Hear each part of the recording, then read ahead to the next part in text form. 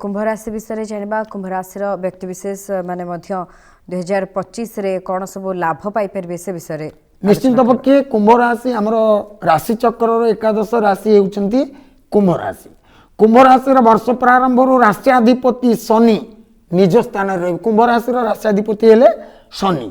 शनि निज राशि अवस्थान हेतु उभय धन और कर्म स्थान रे निश्चिंत भावे सफलता प्राप्ति करिवे।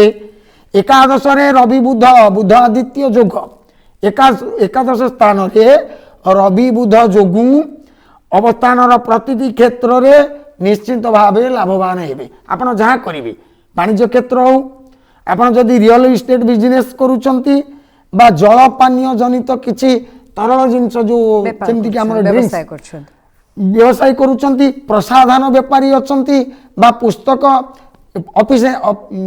ऑफिशियल स्टेशनरी जो गुरा कोंती से जिंस करूचंती निश्चित भावे आपण भलो भलो बहुत परिमाण रे प्रचुर लाभ पाइबे लाभवान हेबे। नूतन गृह निर्माण रे निवेश करिवे मन निवेश करिवे।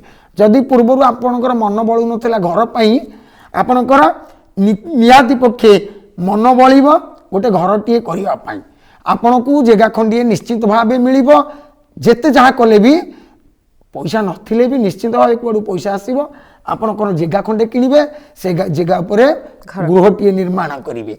जदि बा वास्तु खंडे अछि आपण घर निर्माण करि पारु नांती निहाती पके 2025 रे आपण पत्थर पकेबे शुभ अनुकूल करिवार जोग देखा जाउची। तबे कोन रहिछि प्रतिकार ए सब ए राशि व्यक्ति विशेषक पई कुंभ राशि राशि अधिपति शनि ओं शनिश्चराय विद्महे सूर्यपुत्राय धीमहि तन्नो सौरी प्रचोदयात्। यही मंत्र सहित दक्षिण काली ध्यान स्तोत्र पाठ करिवे। हनुमान चालीसा सुंदरकांड एवं वज्रग बाण पाठ करंतु। प्रत्येक मंगलवार शनिवार दिन ग्राम देवती आशीर्वाद नियंतु पूजा अर्चना करंतु। 7टी नाली फूल ठाकुराणी को गाधेई दे ग्राम देवती को 7टी नाली फूल अर्पण करंतु। कर्पूर आलती टिके करंतु देवी निकटरे देखिए ए वर्षटी निहाती पक्षे बहुत भलरे कटिबो।